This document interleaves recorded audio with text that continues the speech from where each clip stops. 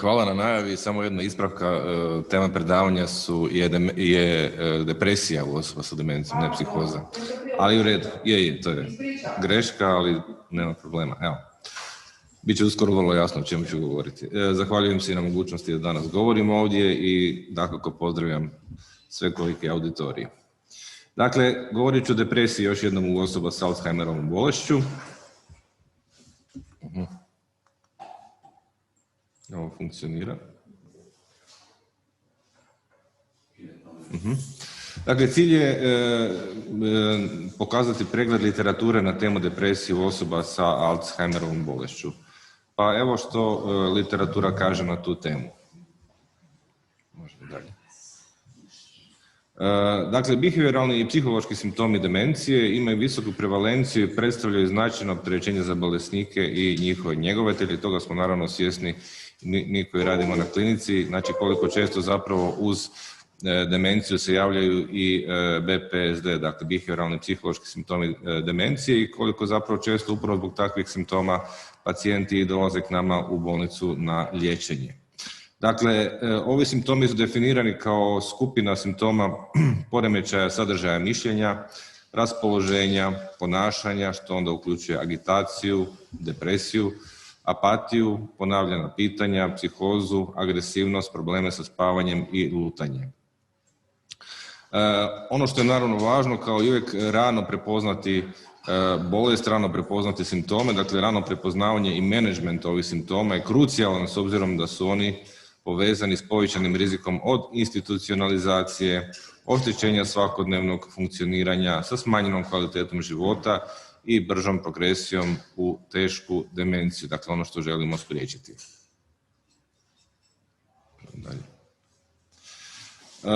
Apatija i depresija se javljaju najčešće, te apatija povezana s velikom težinom simptoma zbog veće perzistentnosti. Simptomi kao što su agitacija, agresivnost, halucinacije i iluzije mogu također biti osobito stresne i opasne i za bolesnike, ali isto tako i za njegovatelje. Ono što se također može javiti u početku demencije, to su promjene osobnosti, dakle one su također vrlo česte.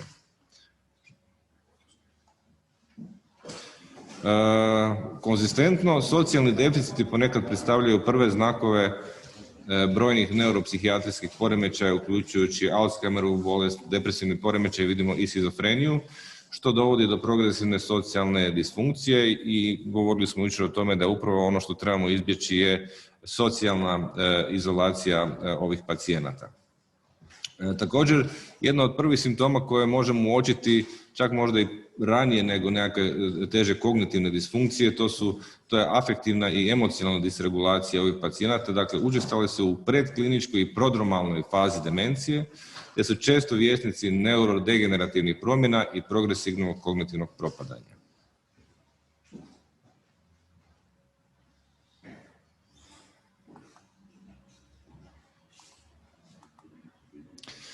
Početak javljanja depresivnih simptoma često se pogrešno interpretira kao pogoršanje u kognitivnom propadanju, te je stoga premalo dijagnosticiran, kaže literatura.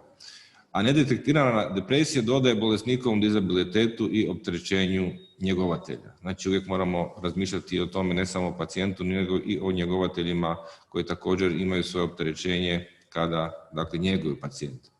Rano prepoznavanje i odgovarajuće intervencije popravit će naravno ishod kod pacijenta, uključujući i njegovu kvalitetu života, samim time će olakšati i njegovatelju. I dakle, ono što je problem, može biti teško razlučiti depresivne bolesnike koji pokazuju prve znakove demencije od onih čija će se kognicija popraviti sa liječenjem. O tome ću još nešto kasnije govoriti, pa možemo dalje.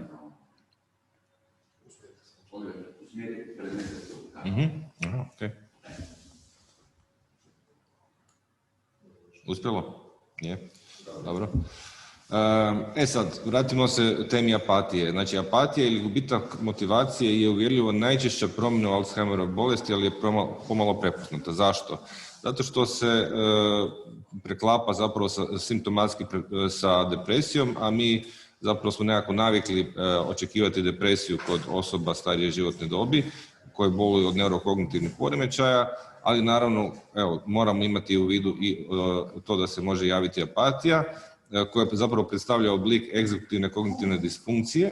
I dakle, bolesnici sa apatijom pate od pogoršanog dnevnog funkcioniranja i specifičnih kognitivnih deficita, te se oslanjaju na obitelji da provode više brige, što onda rezultira i povećanim stresom za obitelji, kao što je to slučaj i kod zapravo drugih behavioralnih i psiholoških simptoma demencije.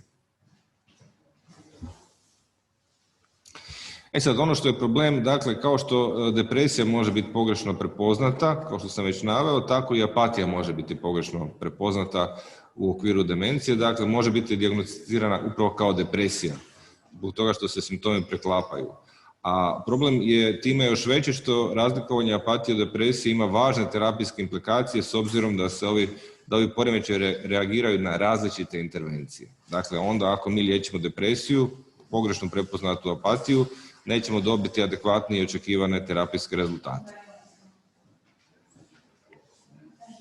Ono što se također može pojaviti u početku liječenja, znači u početku demencije, to je konfuzija. Dakle, u starijih bolesnika obično je simptom delirija ili demencije, ali također može se javiti i kod depresivnog poremećaja i kod psihoze. Dakle, također, opet ponovno imamo ovdje depresivni poremećaj kao važnu stavku kod dementnih bolesnika. Učestalost žalovanja i konfuzije s demencijom, zatim hipohondrijaze, te poremećaja spavanja kompliciraju i dijagnozu i tretman depresije u starijih bolesnika. Znamo da je Alzheimerova bolest karakterizirana progresivnim kognitivnim propadanjem zajedno sa različitim neuropsihijatrijskim simptomima koje sam dakle već naveo, što uključuje između ostalog depresiju i psihozu. Depresija u Alzheimerovoj bolesti je jedan od najčešćih behavioralnih i psiholoških simptoma demencije, sa razarajućim posljedicama ne samo za bolesnika, već i za također njegovatelja. Više od 80% bolesnika s Alzheimerovom demencijom razviju takozvane nekognitivne, dakle neuropsihijatrijske simptome ili BPSD u nekom trenutku tijekom bolesti. Depresija i demencija, posebno Alzheimerova demencija, kritično su važna pitanja u mentalnom zdravlju starije dobi. Oba stanja očito smanjuju kvalitetu života i povećavaju oštećenje svakodnevne aktivnosti starijih osoba, što naravno mi vidimo svakodnevno na odjelima. Alzheimerova demencija obično pokazuje lošu prognozu zbog progresivne neuronske degeneracije, dok je depresija u osnovi reverzibilna, kaže literatura. Dalje. Izvješteni su značajni dokazi o komorbiditetu između depresije starije životne dobi i Alzheimerove demencije, koji su vrlo česti u starijoj općoj populaciji i predstavljaju veliko opterećenje za zdravlje starijih osoba i ponovno naglašavam također i njihovih njegovatelja. Depresija u starijoj životnoj dobi između ostalog značajan je javnozdravstveni problem. Poznate su nam visoke brojke, znači broja oboljelih od depresije u starijoj životnoj dobi, odnosno od demencije, dakle koji imaju i depresiju kao komorbiditet, kao i teret za pacijente, njihove obitelji i njegovatelje. Kognitivno oštećenje odavno je identificirano kao komponenta depresije u starijoj životnoj dobi, a simptomi depresije česti su kod neurodegeneracije. Sad, sve je više dokaza koji sugeriraju da depresija u starijoj životnoj dobi može nositi veći teret bolesti od depresije koja se pojavila ranije u životu. Te da je ta ozbiljnost povezana sa zdravstvenim psihijatrijskim komorbiditetom. Znači i zdravstvenim i psihijatrijskim komorbiditetom, što ću još kasnije spomenuti. Podaci se i dalje akumuliraju kao podrška raznim modalitetima liječenja, uključujući lijekove, EKT, znači elektrokonvulzivnu terapiju, psihoterapiju, liječenje ću također još nešto kasnije reći, pa možemo dalje. Sada nekoliko statističkih podataka. Dakle, Alzheimerova bolest pogađa približno 6% ljudi koji su stariji od 65 godina, a simptomi depresije javljaju se u približno 20 do 30% bolesnika sa Alzheimerovom demencijom. Prema nekim podacima te brojke su čak i više, pa iznose oko 50 pa i više od 50%, dakle, bolesnika sa Alzheimerovom demencijom. Depresija se javlja znatno češće u bolesnika sa Alzheimerovom demencijom nego u starijoj općoj populaciji. Dakle, to treba također imati na umu. Iako razvoj depresije kao odgovor na onesposobljenost i emocionalni stres kod Alzheimerove demencije može biti faktor koji doprinosi kod nekih pacijenata, Dakle, već sama spoznaja da osoba boluje od Alzheimerove demencije može izazvati teški emocionalni stres i može voditi ka depresiji. Nekoliko je studija s druge strane pokazalo da depresija nije bila ili je bila rijetko povezana sa svjesnošću o tome da osoba boluje od Alzheimerove demencije i ove studije dakle nisu mogle objasniti tu visoku prevalenciju, dakle još jednom višu nego u starijoj općoj populaciji. Dakle, još jednom, depresija je jedan od najčešćih behavioralnih i psiholoških simptoma demencije, dovodi do bržeg propadanja i veće smrtnosti. Depresija kod osoba s Alzheimerovom demencijom utječe na ukupne ishode bolesti i smanjuje kvalitetu života, a povijest depresije može stvoriti povećani rizik za kasniji razvoj Alzheimerove demencije. Dakle, nije svejedno da li je osoba već ranije bolovala od depresije ili nije. Odnos između depresije i demencije složen je i još uvijek nije dobro razumljiv. Postoji niz različitih stavova o tome kako su ta dva stanja povezana. Isto tako postoje uvjerljivi dokazi koji podupiraju ideju da u ranijoj životnoj dobi može djelovati kao faktor rizika za kasniju demenciju, kao i da se depresija u kasnijoj životnoj dobi može smatrati prodromom demencije, dakle uvodom u demenciju. Isto tako nije svejedno da li je osoba imala 1, 2, 3 epizode depresije ili ih imala 10, pa i 15, pa i više. Dakle, broj depresivnih epizoda ranije u životu povezan je sa povećanim rizikom od razvoja Alzheimerove demencije. Spomenuo sam i somatski komorbiditet, dakle somatske dijagnoze poput kronične opstruktivne bolesti pluća, kongestivnog zatajenja srca, moždanog udara i endokrinih poremećaja često su povezane sa simptomima depresije. S obzirom na to, potrebna je naravno sveobuhvatna procjena koja uključuje onda i somatsku procjenu, ali isto tako i laboratorijske testove koji su neophodni kako bi se isključili istodobni metabolički, endokrini i infektivni poremećaji, isto tako i učinci lijekova. Imaging, slikovne studije treba provoditi selektivno u bolesnika sa znakovima i simptomima poput fokalnih neuroloških nalaza, poremećaja ravnoteže koji sugeriraju na strukturne lezije kao što su moždani udar, subduralni hematom i tako dalje. Možemo?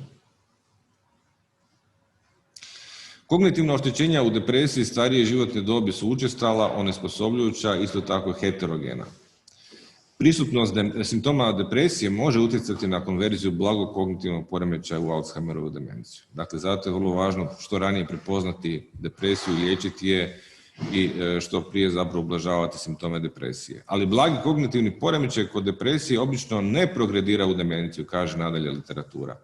Točna procjena kognicije od vitalnog je značaja za prognozu i planiranje liječenja. Na primjer, egzekutivna disfunkcija često prati depresiju u starijoj životnoj dobi, utječe na izvedbu u kognitivnim domenama i povezana je s lošim ishodima liječenja antidepresivima. Dakle, već ranije spomenuta apatija kao oblik egzekutivne disfunkcije.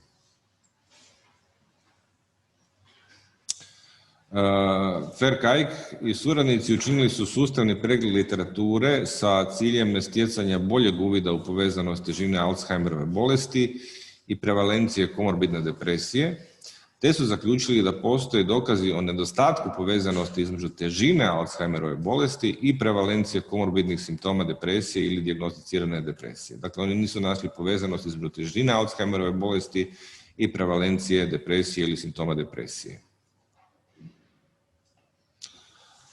Nadalje, depresija je povezana sa kognitivnim opadanjem i može čak predstavljati prve znakove neurodegenerativnog procesa. Može biti teško razlikovati depresivne pacijente koji pokazuju prve znakove demencije od onih čija će se kognicija poboljšati sa liječenjem. Naravno, moramo liječiti depresiju i tek onda zapravo zaključivati o dakle, mogućim neurodegenerativnim procesima, odnosno o mogućem poboljšanju kognicije sa liječenjem. Nadalje, depresija može biti psihološka reakcija na kognitivno propadanje, ono što sam već spomenuo, znači u literaturi postoje zapravo kontradiktorni podaci o tome, a time se također može pojaviti kao rani simptom kod pojedinca sa demencijom.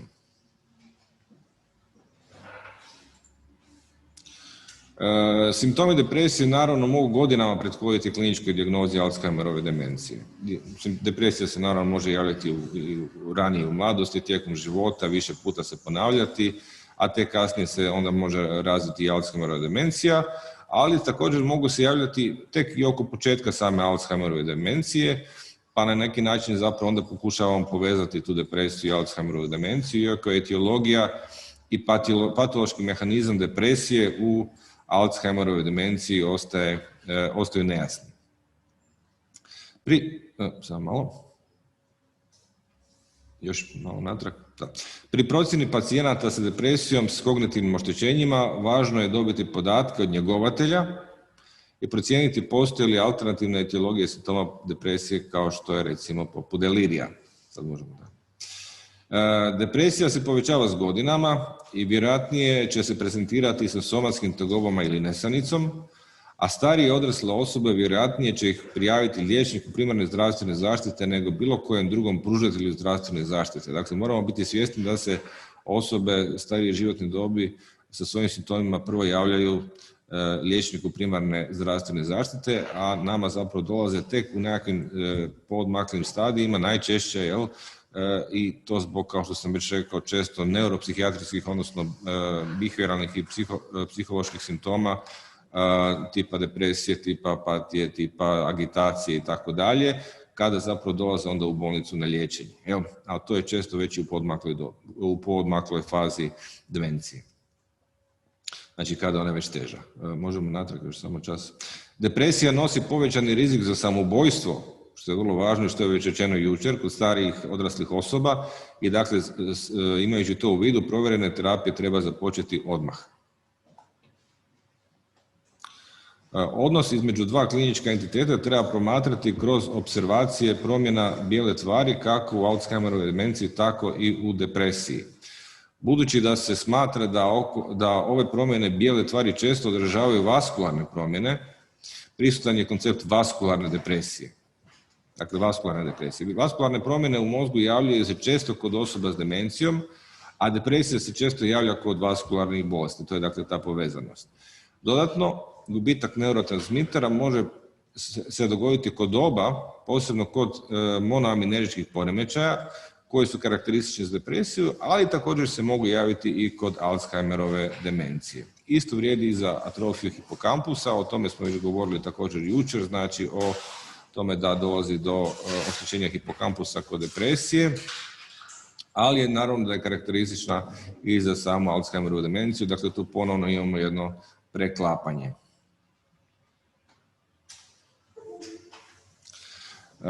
Spomenuo sam više puta već njegovatelji i ne možemo zapravo dovoljno naglasiti koliko su oni bitni i važni u liječenju, zbrinjavanju osoba sa demencijom.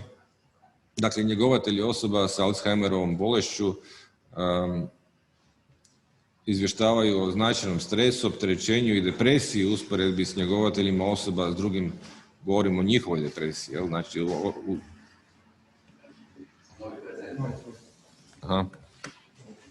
hvala.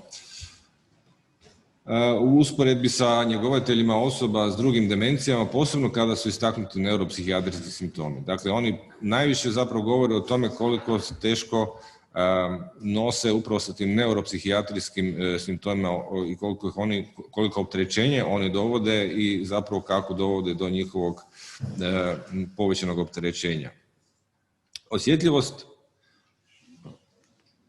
Osjetljivost njegovatelja na depresiju povezana je s vlastitom dobi, spolom, tjelesnim sposobnostima osobe, osobnošću i dostupnom socijalnom podrškom. Ublažavanje opterećenja i depresije njegovatelja bit će od velike vrijednosti u poboljšanju njege bolesnika s Alzheimerovom demencijom, naravno što je osoba koja njeguje osobu s Alzheimerovom demencijom u boljoj kondiciji, znači i bilo tjelesnoj, bilo psihičkoj, to je naravno i veća šansa da će bolje njegovati osobu s Alzheimerovom bolešću. Studije pokazuju da uporaba i razvoj strategija suočavanja mogu poboljšati simptome depresije, anksioznost i opterećenje njegovatelja. Dakle, to je jedan od primjera kako im se može pomoći. S kakvim se još problema suočavaju njegovatelji? Jedan od problema su i poremećaji spavanja kod njegovatelja. Znači, oni su povezani sa prisutnošću poremećenih navika spavanja, zatim sa opterećenjem njegovatelja, sa depresijom koja se javlja kod njih, sa tjelesnim zdravstvenim stanjem njegovatelja koje također može biti narušeno. I uspješno liječenje poremećaja spavanja njegovatelja zahtijeva pažljivo razmatranje svakog od tih doprinosa i naravno tretman svakog od tih doprinosa. Kao skupina, neuropsihijatrijski simptomi najviše predviđaju opterećenje njegovatelja i depresiju njihovu, bez obzira na dijagnozu demencije, no čini se da su učinci prvenstveno pokrenuti ponašanjem u vidu, na primjer, agitacije, agresije, dezinhibicije, praćeno deluzijama i poremećajem raspoloženja, odnosno depresijom. Ometajuća ponašanja uznemiruju dijelom zbog nepovoljnog utjecaja na emocionalnu povezanost njegovatelja i primatelja skrbi, a dijelom i zbog poteškoća u drugim područjima, na primjer briga o svakodnevnim aktivnostima. Dakle, izuzetno je važna zapravo ta emocionalna povezanost i kada ona biva narušena, tada naravno biva narušena i taj sam proces skrbi od strane njegovatelja.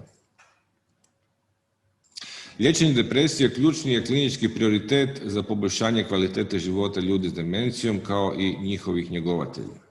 Prvo treba pokušati sa nefarmakološkim pristupima i budnim čekanjem u bolesnika koji imaju blagu do umjerenu depresiju i demenciju. Međutim, u slučajevima teške depresije ili ako se depresija ne poboljšava uz nefarmakološke metode tretmana, onda treba razmotriti terapiju antidepresivima, kaže literatura. U literaturi se mogu naći različiti odgovori o pitanjima farmakološkog liječenja depresije u Alzheimerovoj demenciji. Tako se navodi da se depresivni znakovi i simptomi koji kompliciraju Alzheimerovu demenciju najbolje liječe selektivnim inhibitorima ponovne pohrane serotonina, SSRI-ima. Međutim, neki drugi izvori u literaturi navode da su dokazi o antidepresivima u liječenju depresije u bolesnika s demencijom zapravo neuvjerljivi. Kliničko iskustvo sugerira da su antidepresivi učinkoviti kod osoba s teškom depresijom u kontekstu demencije, dakle s teškom depresijom. Međutim, velike studije s druge strane sugeriraju da konvencionalni tretmani antidepresivima kojima je cilj ispraviti osnovne nedostatke u monoaminskim neurotransmiterima nisu učinkoviti za depresiju kod demencije.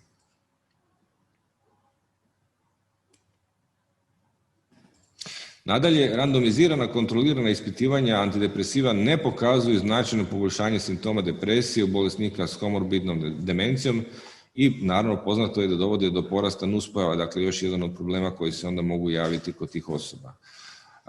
Iako antidepresivi mogu učinkovito liječiti depresiju u starijih odraslih, oni obično predstavljaju veći rizik od neželjenih događaja zbog višestrukog zdravstvenog komorbiditeta bolesti i interakcije lijekova. Znači, znamo da su to ljudi koji imaju često i više komorbidnih somatskih bolesti, tako da lijekovi kojima im daju moramo uistinu davati sa oprezom, slijediti pravilo start low, go slow, but go. Znači, ipak moramo nešto dati da bi ih liječili, ali zaista počinjemo sa niskim dozama. I naravno moramo paziti na interakcije lijekove s obzirom da oni uzimaju niz drugih lijekova upravo zbog tih višestrukih komorbidnih zdravstvenih bolesti.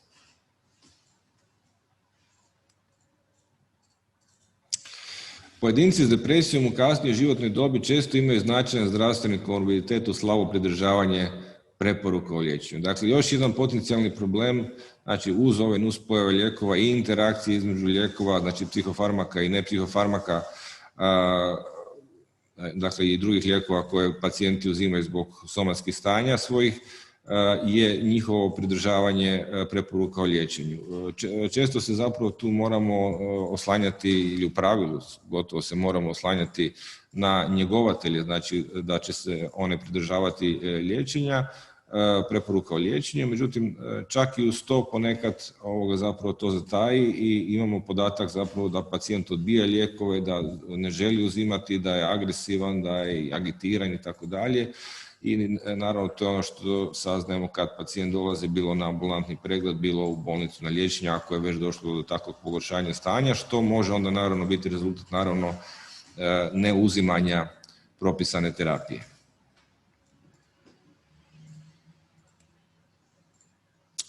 Pojedinci, multipla randomizirana kontrolirana ispitivanja pokazuju da su SSRI trenutno preporučeni kao najbolji tretman za depresiju, neučinkoviti u liječenju simptoma depresije kod osoba sa Alzheimerovom demencijom. Znači, stalno smo negdje na vazi zapravo da li ti lijekovi pomažu ili ne. Jedno od objašnjenja ovog nedostatka učinka liječenja može biti da simptomi depresije mogu odražavati napredovanje Alzheimerove demencije, a ne kliničku depresiju, da su posljedica ozbiljnije neurodegeneracije. Međutim, možda postoji opravdanje za propisivanje SSRI-a na početku Alzheimerove demencije. Naime, čak i u odsustvu depresije pokazalo se da SSRI usporavaju prelazak iz blagog kognitivnog oštećenja u Alzheimerovu demenciju. To se može pripisati učinku SSRI-a na procesiranje amiloid beta prekursor proteina, što može uzrokovati smanjenje akumulacije amiloida beta, o čemu smo već danas slušali u ranijim predavanjima.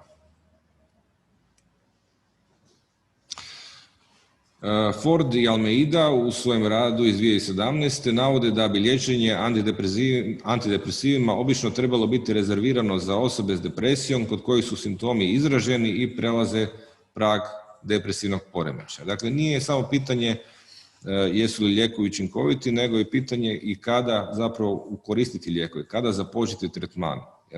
Znači, koliko moraju biti izraženi simptomi depresije da bismo započeli tretman antidepresivima.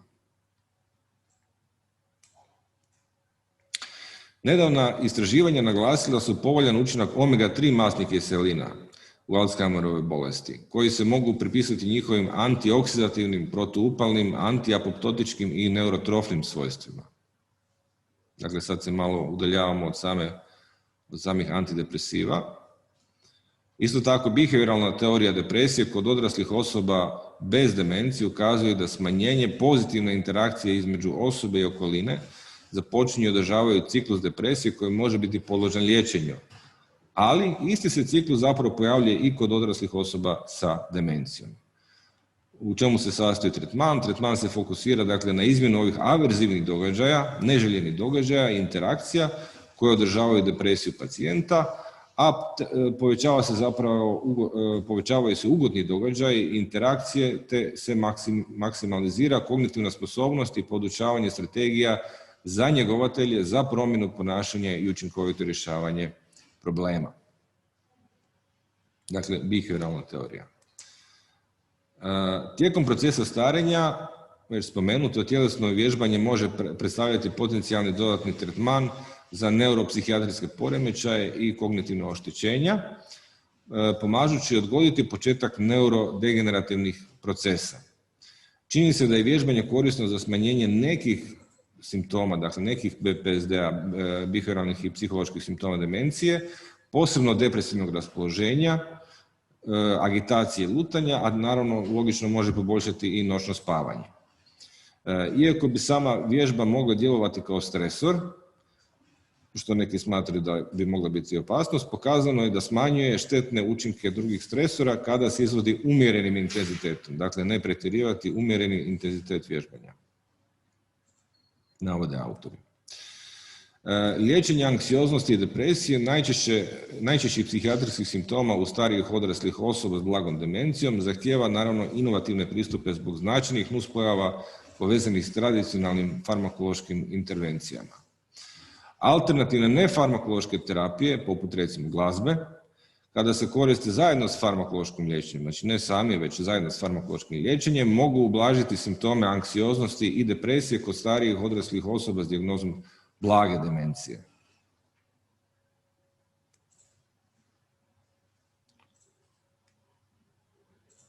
Sad ne mogu... jesmo. Dobro. U istraživanju Van der Steena i suradnika koji su imali za cilj procijeniti učinke glazbenih terapijskih intervencija za osobe s demencijom na emocionalnu dobrobit, uključujući kvalitetu života, poremećaj raspoloženja ili negativni afekt, probleme u ponašanju, socijalno ponašanje i kogniciju, na kraju terapije, te 4 ili više tjedana nakon završetka liječenja, uključena su randomizirana, kontrolirana ispitivanja glazbenih terapijskih intervencija sa najmanje 5 sesija za osobe s demencijom koje su mjerile različite rezultate od interesa. Šta su dobili, šta su zaključili? ovi autori, dakle zaključak je bio da pružanje najmanje 5 sesija glazbene terapijske intervencije osobama s demencijom koje su u institucionalnoj njezi, dakle koji su u instituciji, vjerojatno smanjuje simptome depresije i poboljšava se ukupno probleme u ponašanju na kraju liječenja. Dakle, glazba je bila blagotvorna. To također može poboljšati emocionalnu dobrobit i kvalitetu života i smanjiti tjeskobu, ali s druge strane može imati mali ili praktički nikakav učinak na uznemiranost ili agresiju ili na kogniciju. Dakle, na neke stvari će djelovati, na neke očito i ne. Moramo se dotaknuti i elektrokonvulzivne terapije, dakle ona je i dalje važan tretman gerijatrijskih bolesnika. EKT-om se osim teške depresije liječi manija, psihoza, katatonija, ali isto tako komorbidna depresija i agitacija kod demencije. Dokazi sugeriraju da je elektrokonvulzivna terapija učinkovito liječenje za depresiju kod demencije, iako relativno mali broj kontroliranih studija koči usporedbu učinkovitosti između zdravih negerijatrijskih bolesnika i onih s demencijom. Dakle, nemamo dovoljno veliki broj studija da bi mogli dati relevantne zaključke. Što više, sustavna izvješća o kognitivnim nuspojavama vrlo su ograničena i trenutno se odnose samo na umjerenu blagu ili blagu demenciju nevaskularnog podrijetla. Neke studije sugeriraju da su kognitivne nuspojave vjerojatne u kasnim fazama demencije i kod pacijenata sa vaskularnom demencijom. Stoga je od presudne važnosti prospektivno proučavati učinke EKT-a u različitim vrstama i fazama demencije u kontroliranim ispitivanjima. Iz kliničke perspektive bitno je informirati i educirati pacijente i obitelji o mogućim rizicima i koristima EKT liječenja depresije u demenciji.